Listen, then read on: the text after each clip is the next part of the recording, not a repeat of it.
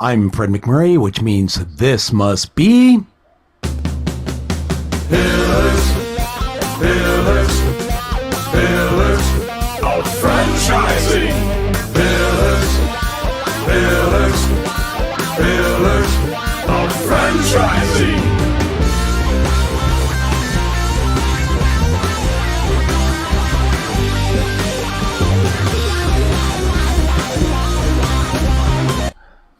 We at the Pillars of Franchising team would like to express our gratitude to FeedSpot for listing us as number one in their 2023 list of top 50 franchising podcasts that you should listen to. Thank you from everyone here at Pillars of Franchising.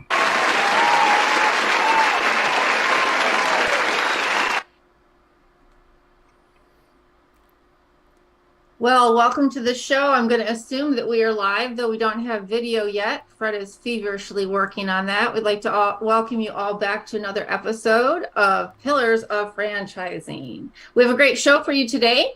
We're going to first get started with Sarah. What's going on in the cookie biz? Wait, time out. My face is on the camera. You can see my face in the camera for a reason.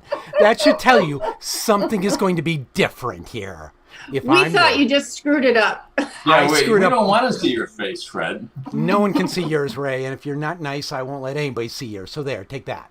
So, there was an incident last week that Kristin took the next step for Pillars of Franchising, and she gets an applause for it. Because what did she do last week? Kristin signed. She's thinking. Kristin was able to go out and sign our first 4 franchisors to be part of the Pillars of Franchising Brokers Network. So everyone, give her a bit of a applause. She deserves it. Thank you.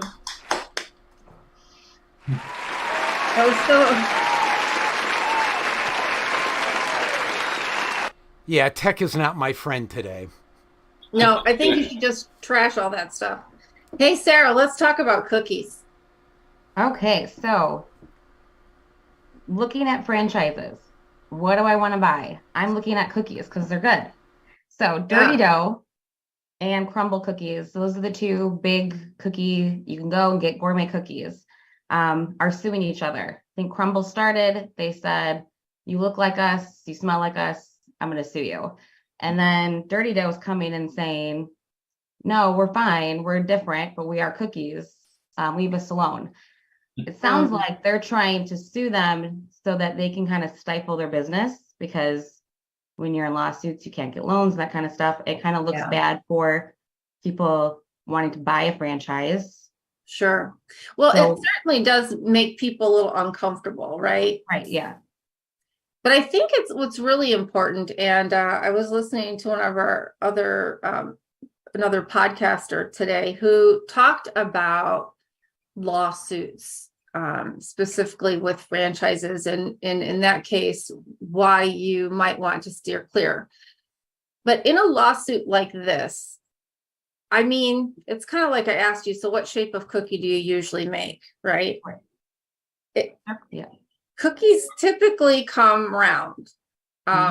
Boxes usually come square, right? So just on the surface, if you look at what these lawsuits are up against right now, I find it really difficult to substantiate a big win or loss for anybody on a box. Really a logo. I mean, I'm looking at all 3 because Crave cookie is in there too. So you have Crumble, Crave, and Dirty Dough. And Crumble's mad because everybody's got a square box. They've got round cookies. When you look on the screen at the 3 different cookies, well, a cookie is a cookie. I'm sorry. Yes, you can certainly, Dirty Dough's got some variations in theirs, and Crave does something a little different than Crumble. But at the end of the day, typically these lawsuits are about proprietary. In this case, I would say, is it a proprietary recipe that we're having issue with? To go after a box and a design and a logo, to me, just doesn't really seem to be something that I would be concerned with as somebody who's looking to buy a franchise.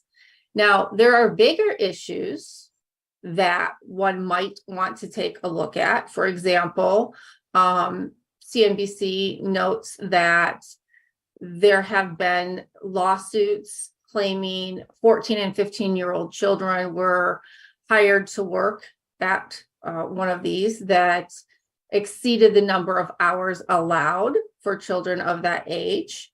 Those things are typically, again, is that a reason to not buy a brand? No, that typically is within the operation of a franchisee that causes those kinds of issues. It's not anything that the franchisor has done. Again, that would get into I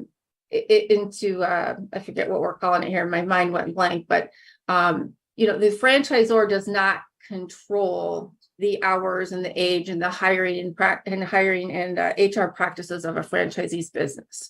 So while that may be the case, while there may have been young people working too long, to me, that doesn't reflect upon a franchisor. I don't see anything in here. Joint employer, thank you. That was what I was looking for. I don't see anything in any of these lawsuits that necessarily makes any of these franchisors look like bad investments. Okay. I might question someone like Crumble to say, are you really doing this for the right reason? Or are you doing what Dirty Dough has publicly suggested, that they're doing this to help or to hurt, stymie the growth of these other companies by getting them wrapped up in lawsuits that then hinders their ability to get access to capital and therefore slow down their development? Right. So my question to Crumble would be, is that what we're doing? Like, do you really have enough to create a lawsuit and spend all this money? As a franchisee of Crumble, I would say, can't we use our money more effectively, driving sales rather than chasing boxes and labels that really are never going to be far off from each other? So right. That's just my opinion. I'm not going to get into, what I think should happen in these lawsuits. I just would say, as a franchisee myself, I might go to my franchisor and say, do we really want this kind of press? Do we really want to do this kind of business when we could put our money to work in so many more productive ways? So your answer to which one to buy, I don't know that any of them are bad. Most expensive on the table right now is Crumble. We're looking forward to having Dirty Dough come on the show and talk about them. And then obviously, if anybody with Crave is out there would like to come on and talk about their cookies, I'd love to have them as well. So, and then we'll let the people who are looking to buy them be the judges. Everybody votes with their dollar, right? So see who comes up the winner with the most franchises. Yep. I'll just go eat them all and I'll let you know which one's the best. Let me know. Let me know. Okay. So thank you for bringing that to the table. And now let's get on with our show.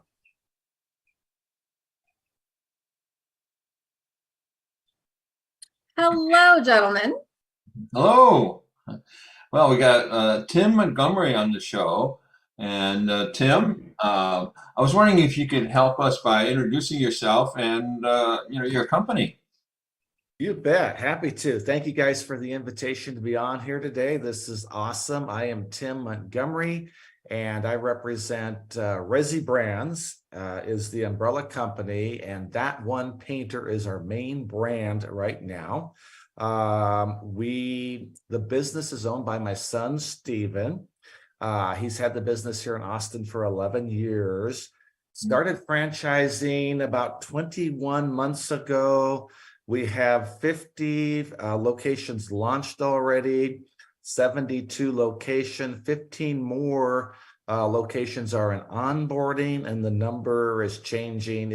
I'll just say it's really hard to keep up with the numbers, but it has been a very fun ride and very excited about the business that we're in. Wow, that's cool, because I've seen you at a couple of the franchise shows and things. So I didn't realize you were such an emerging brand. You're really young, 18 months. Yeah, we're young, and but the home business has been here for about 11 years. So basically, we're now just expanding, what has been going on and been established for a while. So did your son get into painting through you? How did he- That's a good question. So yes, I some years ago I painted for a while, and one summer when my son was in high school, he spent the summer painting for me Okay. and with me. I would rather say with me actually. And yeah, that's kind of really where it started, and it grew from there as he went into college. Awesome. So when did you start doing development for that one painter? So he started the development. Well, you mean as in to franchise it? Yeah, like Yeah. when did you start? When did he say, okay, Dad, I need you over here. We're gonna blow this thing wide open and make lots of money. So I'll tell you that story because it's kind of interesting. He poached his mother, my wife, about 10 months ago to be his first director of franchise development, poached her from Tidal, and then he poached me from BMW about 6 months ago. So Nice. Mom and Dad are now working for the son. Nice. So a little bit of a reversal. We are the ones that have to mind our P's and Q's now. The key is, though, it's in the family. Yeah, Right. that's true. That's true. Yeah, now we can say he learned how to manage up too, right? Well, that's wonderful. I mean, because really, if you think about, if you have the ability to do that, it really keeps the passion, the commitment, the loyalty. I mean, you can't get much more loyal than your family. Now, some movie stars and singers would say, oh, that's not quite true. But in theory, right? That's Theory, right. yeah. Yeah. So you guys are mainly at 50 locations now. Where are you mostly located?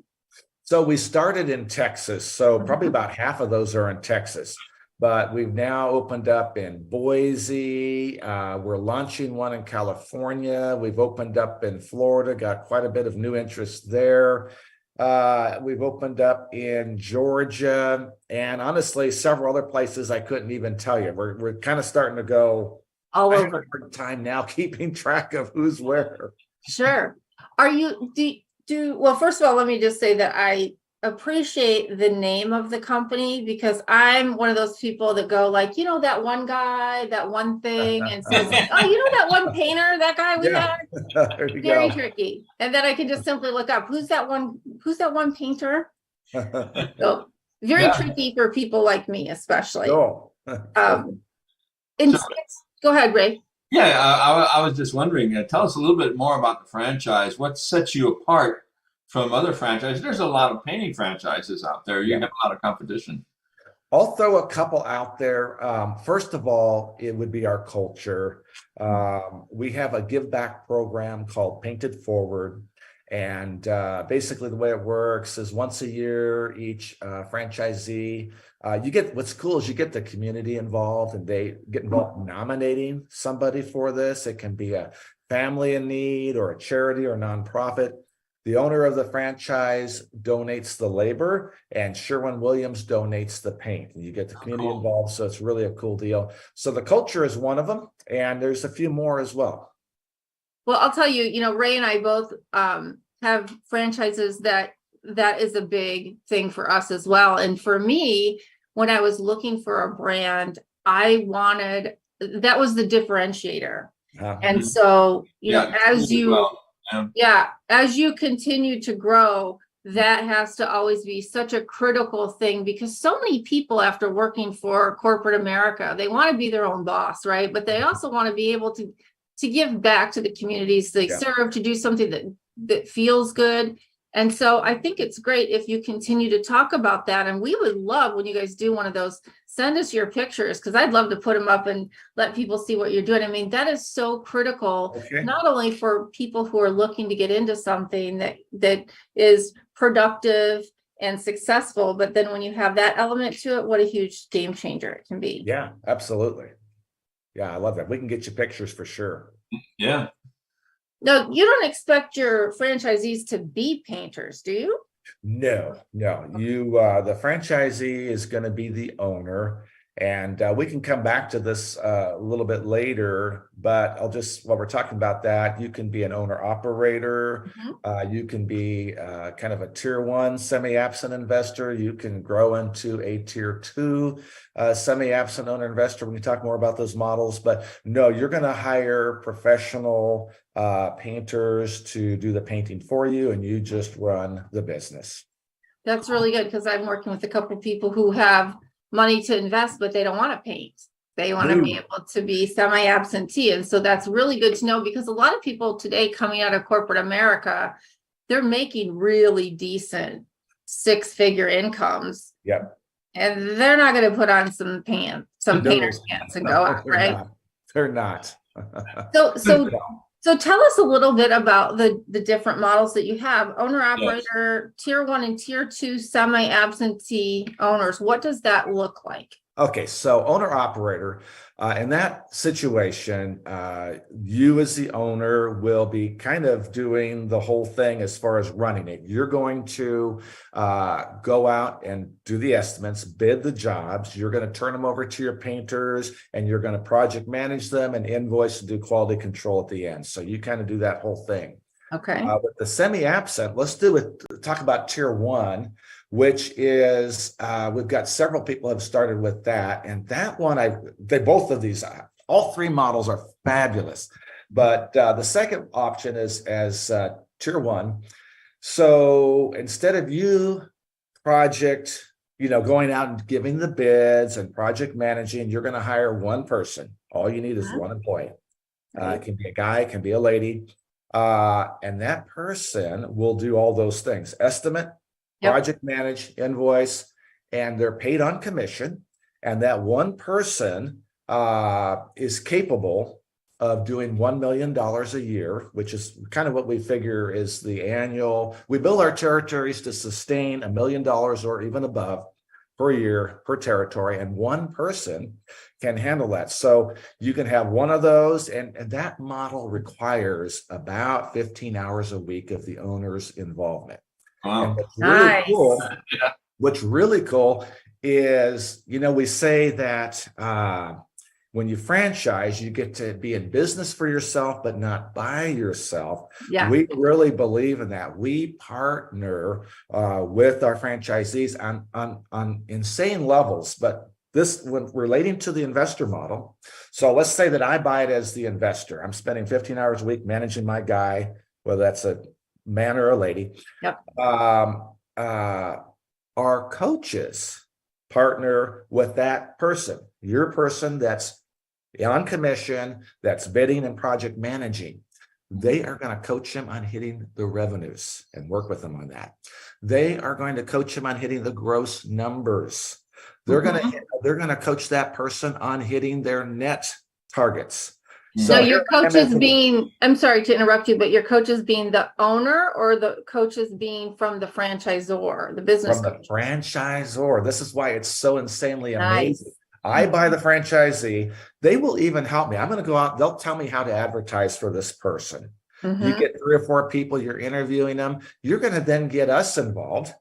And the franchisor is going to help you vet and choose the best person. So you get help on that. Now this person gets rolling. You're going to send him to training because you're not the one going to be doing it. So we train and then we coach him. You get to manage them, but we literally coach them to hit the revenues, hit the gross, hit the net. It's a ridiculous partnership that is just amazing. That's awesome. Tier 2, this is 4 years away, but I'm just talking hypotheticals here. Sure. I'm supposed to retire in 4 years. I don't see that happening. I don't have a way to. If you're having fun, you don't need. That's true. Right. So I should copy Austin. I should get me in Austin. Yeah. 3 territories, 1 location. So you have 3 of these people, full-time, commission, that are estimating and, project managing. And the last year, FDD reported was a little over 4 million in revenue. Nice. And I probably can't on air share what the net was, I'll just say it puts you squarely a little bit above the average of the top 1% earners. And I'm like, man, I could do that and retire. Oh, and here's the beautiful thing. Under that model, you have a manager, a high quality manager over that location, the whole thing. Yep. My son, it's way less than 4 hours a week involvement on his side because he has a really good manager. So from that second tier level, if you have the skill set to manage the manager, voila, you can be extremely absent, and you just have to have a small amount of involvement, reviewing reports, some calls each week with them, make sure everybody's on track, keep the manager in line, and you've got a very successful business. That's the potential. And I'm like, man, I'd make more money in retirement than I ever made in my life. Yeah, absolutely. So it sounds like you have quite a good support system for your franchisees. So let's talk about the initial training for them when they come in. They say, okay, now I've gone through everything. What do you train an owner on then? So the owner typically, let's see, you mean if you're talking the investor model? The owner would come to training along with his person. Okay. And down the road, if you need to get a new person, you can train them yourself. Most people just send them to headquarters and we train them. Okay. Nice. And is that a couple days or? So to do the full deal, it's 50 hours of online training. Okay. And then you come to headquarters for 3 more days of in-person training. And then you'll have the whole thing on an app on your phone called Trainio. Okay. Here's the big question. Anytime you deal with painters, are you dealing with your own employees or subcontractors? Subcontractors. Now, California makes that harder. And I think there's about 2 other states that make it harder, but most states allow it. And it really, really works well. Sure. So that has to be a huge savings in terms of workers' comp, right? Because they have to carry it. Yep. And they carry insurance. They have to be bonded, licensed, all that stuff, carry the insurance. There's two types of painters out there. You've got the big names, CertaPro, 5-star, ourselves, and then you've got mom and pops that are good at what they do. But they don't have the name behind them. They don't have the marketing. They don't have the appointment center. And so their weakness is getting enough work to really do well. We team up with them. We have a whole program for our franchisees, where to find them, how to talk to them, how to get them on board, represent you on the job site, be, according to our model, one of your best house guests ever, represent you while they're on, wear your uniform, sign in the yard, magnet on their vehicle, and the quality that we want, and the pay scale, the whole thing. And we take really good care of them. We've had painters here in Austin that work for us 5, 6, 7 years. They don't want to work anywhere else. We keep the good ones so busy that now they're earning on a level that they never were going to anywhere close to when they're on their own without, the marketing and appointment center working for them. So we've had 2 of them. I love to share this because I think it also reflects our culture. 2 of our painters here in Austin saved up their money and bought one of our franchises each.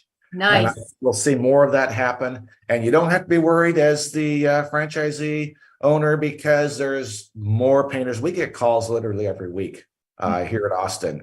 You got work, you got work. You know what? Tell me what state to go to. I'll go work anywhere you guys got work.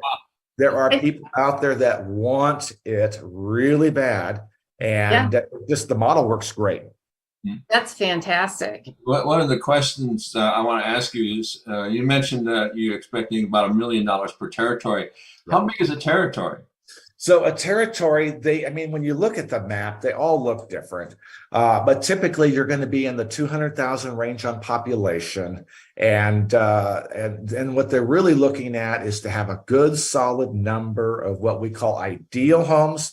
Now, for example, you may have a territory that has 70,000 homes, but that's not the number we're looking at. We want the ones that are owner occupied with medium income or higher, and that can range, it's give or take 30,000 range. And sometimes they'll be smaller if the area doesn't even allow that big, but if the If the money is there, sometimes a little bit smaller will still work. Sure. But we don't sell anything. My son likes to say, we don't sell empty territories. We don't sell anything that we don't believe can do $1 million a year. That's So- awesome. What do you think it would take for someone to buy a territory in your franchise?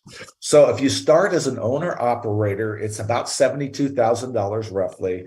And that includes your franchise fee and all the initial things that you need. And maybe 73 if you figure your first monthly payment, not a payment per se, but a lease payment on a truck. You can buy a truck, for your wrapped truck, but I didn't even know that this was a thing, but a lot of our people are going with a commercial lease. Uh-huh. And the commercial lease is unlimited miles. And Right. in this job, that truck is getting driven bazillions of miles doing estimates. And you can turn it in any condition. It's kind of, I think, a no-brainer way for a lot of people. Just go with a commercial lease. Yeah, We got to think about that for our Molly cars, Ray. I've been using that. I mean, that's what Enterprise has. It's pretty Nice. much, there is no mileage on it. Oh, that's true. Yeah, I guess Yeah, that's there right. is. We just never Yeah. call it that. The flat fee per month, and then I just pick up the phone and say, sell it. Yeah, They sell yeah. it for me. Bring me a new one. Yeah. And so if you look at that, so you're ranging from 73,000 for the owner operator. What about if you go up to somebody who's going to buy 3 territories and be a tier 2 passive? So yes, now that's not a number I have right in front of me at the That's top okay. of my head, but let me just tell you this. If you're starting out as an owner investor for one territory, it bumps up to about $110,000 roughly instead of Okay. 72, 73. Uh-huh. And then but it's not going to be times 3 to start with 3 because some of the expenses roll over. Sure. But that gives you kind of a ballpark, and you need a little bit more when you start out as the owner investor because your guy that's on commission, you're obviously going to probably roll him about 3 months on a salary Yes. to let the business build up, and then that's going to flip over to commission. So you need about 3 months. That's why it goes from 70-ish to 110-ish. Awesome. And as far as what kind of what's the word I'm looking for, Kristin?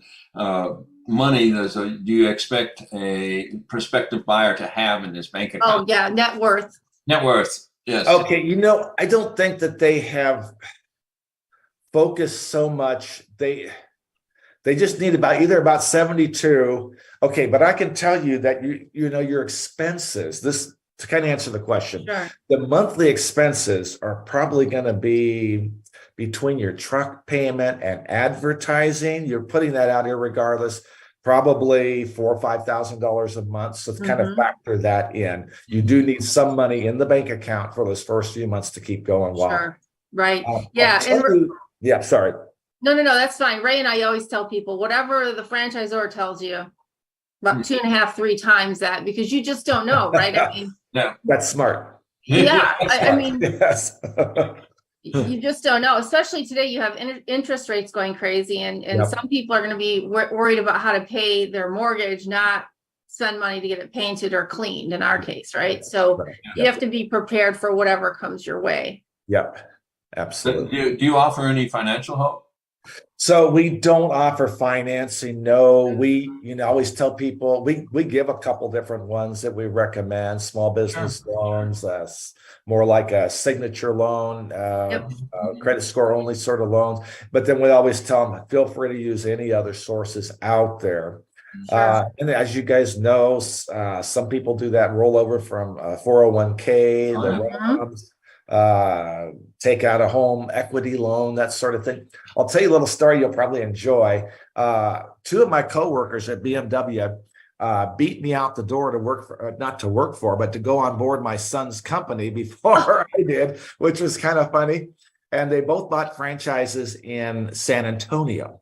Nice. Yeah, I like his story. He was very creative in funding his start. He sold one of his BMWs. He had a collection of them, and he liquidated some investments. And then he was really brilliant. He also took out a signature loan for 3 months of his income. And what he will tell you is that by the end of month 2, he had replaced his income. And Awesome. somebody was doing pretty good, earning pretty well. And that's his story. The other guy, also a former colleague from there, what I like about his stories, this is his favorite thing, is the flexibility, because he can meet his daughter at school at 2:00 any day he needs to pick her up. And he Yes. does have some liberties there of how he organizes his day. And he really loves that.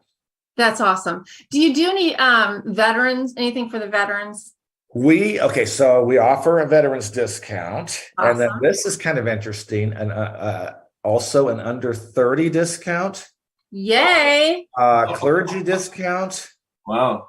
and realtor discount. Oh, And that Wow. probably immediately raises a question on 2 of those. Why the under 30 and why the realtor? Clergy, we get it. Veterans, we get it. Why under 30 and why realtors? Because he started very young. So he has a great appreciation for the other young people that want to start out.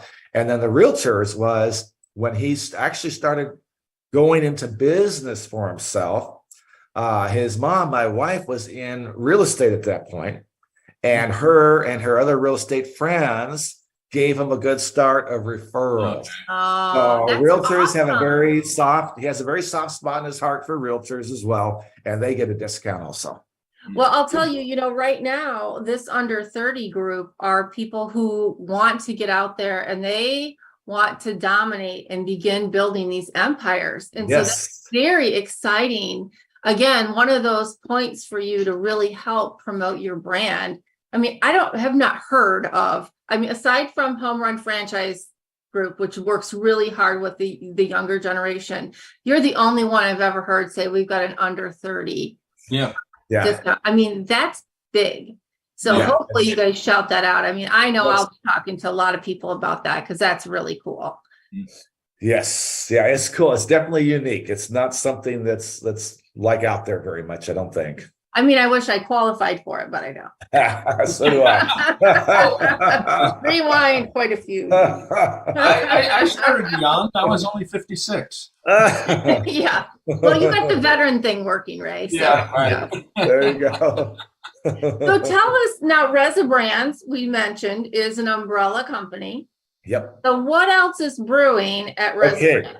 So it just came out, and it's so new, it's not out, even though it's out, if you get my drift here. It's like just came out, but we've still got to get it registered with brokerages. Training is going to happen, but it just became available for sale. Garage Up is going to be everything garage. So it's a little bit unique in that sense because it will be epoxy floors, shelving storage, garage door repairs, and garage door installments. So kind of the whole thing for garages, anything garage. Awesome. Yeah, that's cool. When do you propose? Obviously, you've got your FDD ready to go. We just got the FDD. Yep. Awesome. Well, you can send me a copy of that, and I'll be happy to start getting some people interested in that. I will. When do you think you're going to be ready to start selling them? Technically, we can sell them right now, but we haven't got. They're working right now on getting it registered with the brokerages. If a consultant was to sell it now, we would just have to work out the financials, afterwards with you and the brokerage. But it's available. It's available. Well, that's awesome. I'm announcing it a little bit early because we don't have it registered with you guys yet. Well, you're registered with us right now. How about that? There you go. You don't go through all that pomp and circumstance. We just say, hey, if you want us to sell it, we'll sell it. So consider yourself registered with Pillars of Franchising. Let's talk about these combo deals, because again, we have a lot of people who are looking to be these absentee owners. Do you have something that you might be considering where somebody could buy a garage up and that one painter? We're making it as if we're making it so the pay structure, your first franchise is $49,000. Okay. Second franchise is $39,000. If you buy 3 at the same time or more, the third and more, if they're all bought at once, are $29,000. Awesome. If you buy one, let's say you missed the three pack, Anything you buy after the first one is $39,000, and you can mix those with the garage up, that one painter. It doesn't matter. We keep the price the same. If you bought that one painter, let's say you bought a 3-pack all at once, you can mix and match that between the two, and the price stays the same. Awesome. $39, $29, and the plan is now this won't affect anybody for probably another 12 months, but we do intend to add more brands. And the goal is to have a total of 10. Awesome. And we've got a couple are in development, but they're just in development. So I'd say at least 12 months out on following ones. Well, I think that's really exciting. And, that's kind of the wave of the future, right, is to have these umbrella companies. And if you think about it, it does serve a great purpose for the franchisee, because they can go into a home and sell 5 or 6, 10 services to one homeowner at a time. Right. So I think that's really cool. That's true. Let's see. I'm looking to see if we got some comments here. Yeah, they want to make sure about the startups. Here we go. What's the requirement? Let's say I bought a 3-pack. Do I have to start them all at the same time, or can we work on, to some people, 3-pack at once is pretty overwhelming, but we want the cost savings, right?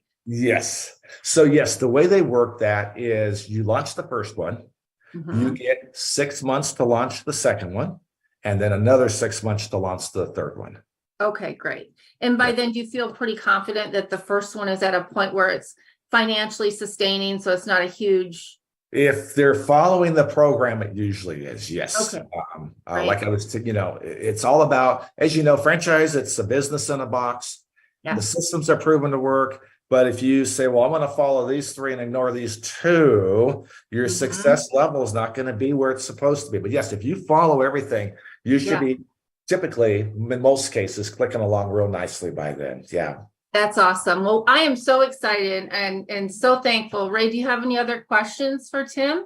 I don't have any questions, but how do people get a hold of you? There you go. So you can call my number, you can email me, what you really should do though is go right through the people here on the screen that you're watching. We are partnered with them, and they are going to help screen you and educate you, and they will actually direct you to me. That's actually the best way to reach out to us. Absolutely. And certainly send us the FDDs, and we'll have those to talk with people about as well. And I wish you so much luck. I can't wait to start talking about Garage Up. And as soon as you're ready to go on that, let's have you back. Let's talk some more down and dirty on Garage Up. So Sounds we can get you some folks out there that are interested. Love to. Awesome. Thank you so much, Tim. It was a pleasure and a privilege to be here with you guys today. Thank you, Tim. You as well. And we'll be talking to you again real soon. Absolutely. Thank you, guys. Thank you. Hey, franchise owners. How's your local marketing? Do you feel like you could use some help keeping up with your social media posts and comments and reviews? Do you wonder if you could be doing more to attract local customers? Are you able to identify new move-ins to your local area? At Westvine, we help franchisees like you reach more local customers through digital marketing. With daily monitoring, creative content, and ad placement, and customer data intelligence, we'll get your business in front of the people who want your products or services. We also work with franchisors who need an agency to handle the digital marketing for all of their locations. If you're ready to reach more local customers, give us a call at 805-265-5440 or visit us at westvine.com. That's 805-265-5440 or westvine.com. My friend Jerry. Kristin, how are you? I'm great. It's Friday Eve. Your favorite day, isn't it? Well, second favorite day, I guess. Well, the good thing is it's like a little over 60. The sun is shining, and I've got 2 baseball games to watch right after this. Oh, you are so lucky. I am. Yeah. I mean, I'm not doing too bad if you look behind me, but no baseball. Clearly. Yeah. Yeah. Well, I'll tell you, we froze our butts off yesterday, so I'm looking forward to it. Spring baseball in Chicago is absolutely brutal. I get it. I get it. But enough about that. I did have it on the mind though, because I've been talking about all these fitness and sports franchises lately. And I know. that's actually, I mean, think about something like that, kind of twist this all around to make it somewhat related. Some of those are pretty hefty investments. So Jerry, what do you do when you want a model really badly, but you just can't swing it alone? Well, there's a lot of different ways you can go about this, Kristin. And I'll talk about 2 time frames. Number one, let's talk about when you're first looking at it and you want to get into it, but it's a big bite. You can't take it all at once. Then remind me, and I'll come back to talk about once you're up and running, if you want to expand quickly, bringing somebody in, because there's some nuances that we can talk about. You know, when you're first getting started, or when you're considering it, you likely have had conversations with people in your life. Whether they're people you work with, people that you socialize with, maybe family members, whatever. And many times in those conversations, if you're open with those people, many times you'll have somebody say, you know, that's interesting. Maybe I should do something like that. I'm fed up with my job. I'm not sure I'm qualified, but I got money sitting in an account somewhere. Maybe I could partner with. You hear a lot of conversations like that. So what I would suggest to our listeners is, you know, if you find yourself in that situation, really look close by to start with. Look at your circle of influence, the people nearby, because many times you find somebody that you get along really well with. You might partner at least socially or something like that, do trips together. There's a variety of things. Mm-hmm. But I would look there first because, you know, as I've looked at partnerships in the past, a lot of the ones that were most attractive to me were ones that were right in my backyard. You know, somebody I've known for 20 or 30 years that I just thought was going to continue to do their, you know, 9-to-5 job forever. Right. And then I start talking about a franchise and they go, you know, I've been thinking about that for a long time, and then, you know, one thing leads to another. So when you're first starting out, I would say that's number one. Number two is word of mouth. So for instance, I think about bankers. You know, if you talk to a commercial lender, maybe they can't help you right now, but many times they've had other people they couldn't help. They may have somebody in mind. They can't give you that information, right, for privacy laws, but they can reach out to somebody and say, hey, I know you were talking about it. You couldn't do it, but somebody else is doing it. You know, there's a lot of opportunities close to home that people just kind of look over the top of because A, they're looking at financing it entirely themselves and it's a surprise when they can't. Right. Yep. Or B, you know, they just don't like partnerships, which I understand because partnerships are I call it an acquired taste. You have to kind of get used to it. But the fact is there are some great partnerships out there, great opportunities. So that's what I would do at the beginning if you're trying to get into it and you haven't found somebody yet. Okay. Well, I would assume that when you do these, you have to have some pretty clear expectations of one another, right? Well, it's almost worse than a marriage because there are other things that hold you close to that partnership in a marriage that you don't have in a real business partnership. So yes, things have got to be very, very clear. In fact, when I'm coaching and mentoring people that are looking at those, some things that I tell them about are that you delineate all of the responsibilities in the business up front as best you can. And you put somebody's initials next to every one of those. And that literally creates a job for that person. Yeah. If you're both going to be involved. Now, you sometimes have a partnership where somebody is just a financial partner. Right. They don't want to have anything to do with the business except send them a paycheck. So it just depends on how you're going about your partnership, but you have got to have everything spelled out.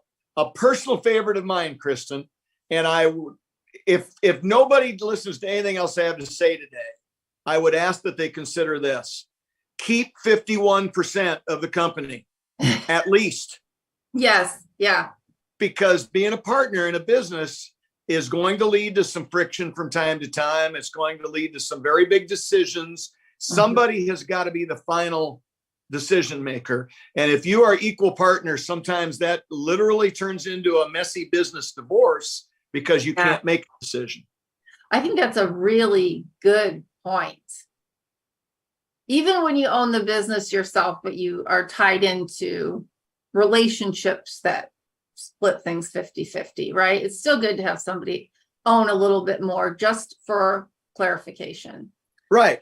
And, you can write that into the operating agreement that you have with a partner and things like that, even if it isn't even if it is a 50-50 thing.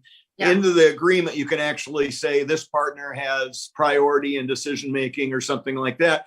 If you're doing a financial partnership, I would suggest the financial partner has virtually no decision making responsibility other than over the financial side of it. You'll have some qualifications there because they've got their money tied up and they want to see a return on investment and so on.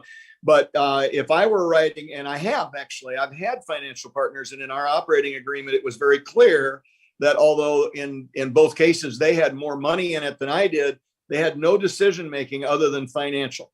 Sure. And in You're that the case, it was operations, right? Yeah, right. Because if you're the operating partner and you're trying to make decisions, it could be if you're in a retail operation, you're trying to find real estate. You do not want to spend a lot of time going back and forth with your partner on a piece of real estate, or you'll lose the piece of real estate, That's which right. might be the only one in that quadrant of town that you want to be in.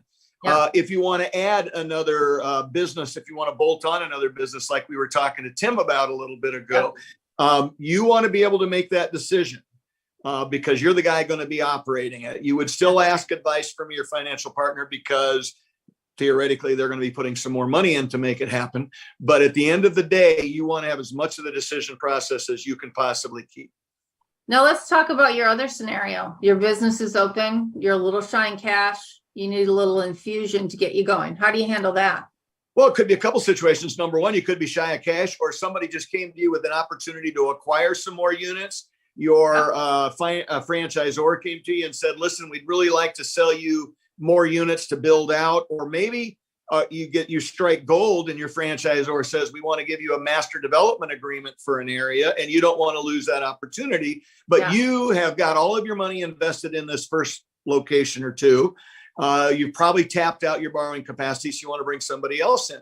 A couple big things I have always focused on there is, again, circle of influence, because once you buy into one, your friends and family are going to come out of the woodwork and they're going to say, oh, I wish, or if only I could have, or something like that. So you need to keep a list, at least a mental list of people that have talked about that, because when those opportunities come up, you do the mental checklist. You say, well, I don't want crazy Uncle George to be my partner because he's crazy Uncle George. Yeah. But, my cousin, I'd love to do a partnership with him. So you have that built in case you do have an opportunity. Right. Another option is go back to the franchisor, because the franchisor many times has had other interests from that area that they couldn't fulfill for a variety of reasons on their end. Maybe they've promised those units to you or whatever, but they had good interest.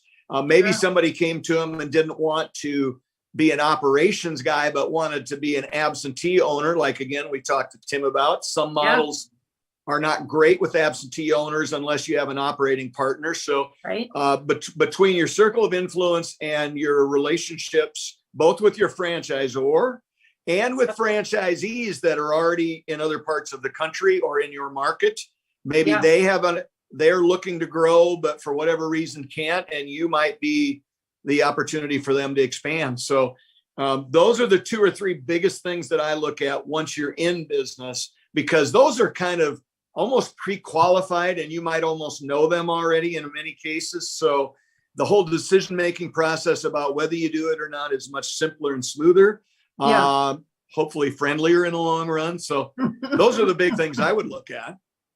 That's awesome. And, to put in perspective for those of you who don't know, here's Jerry. How many joint chiropractics and great clips do you have?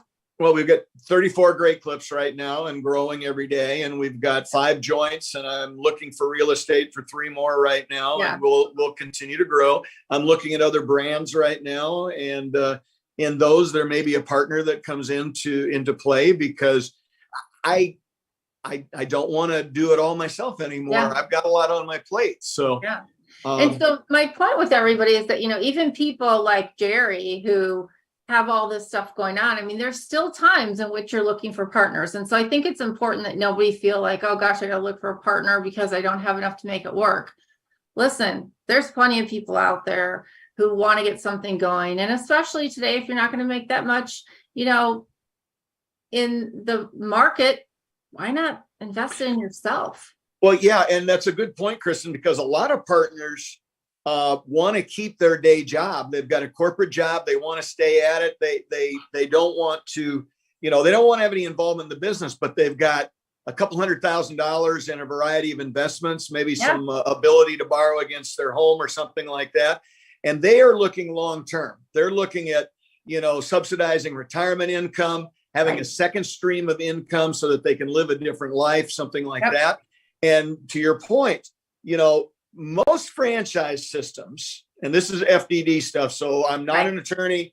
Nobody, don't make any decisions based on this. This is just conversation. But many franchises that you look at will show an ROI after debt of 30+%. Yeah. When you compare that to what you can get investing your money in the market or in a bank or something like that, it's many, many, many, many times. So if I'm somebody with money sitting in a bank account and I don't want to leave my job, but I'd love to have it working harder, if I could find a good operating partner who's got some experience or at least the wherewithal to take something to another level, franchising, as we all know, is much safer than many other businesses you could get in. So if I'm somebody in that position, I would be actively looking for a franchisee who would like to have my money to work with for a while so I can get that big ROI that I want to have for the future. That's right. Jerry, thank you for your wisdom and your thoughts on all of this. And obviously for your time, as we know you're very, very busy, but we sure love having you a part of the Pillars of Franchising team. Always a pleasure. Thanks, Kristin. Well, and what a show we had today. So I'd like to thank you all for joining us on the show today. And thank you to Tim Montgomery, That One Painter, and Garage Up, soon to be announced officially. I think it is official, right? And we appreciate our $1 Million mentors, Jerry Akers, Ray Pillar, Karen Kimsey-Sward, and our legal sleuth, Laura Liss. Boy, I couldn't have put another L in there, could I? And last but not least, a big thanks to our, as he calls himself, the chief PETA and producer, Fred McMurray. I am Kristin Selmeczy, your fourth franchising mentor. I have Fred cheering in the background. We are your resource for franchising success. And remember, the dream starts here. We'll see you next week on another episode of Pillars of Franchising, 4 p.m. Central Standard Time, anywhere you get your podcast. Have a great day.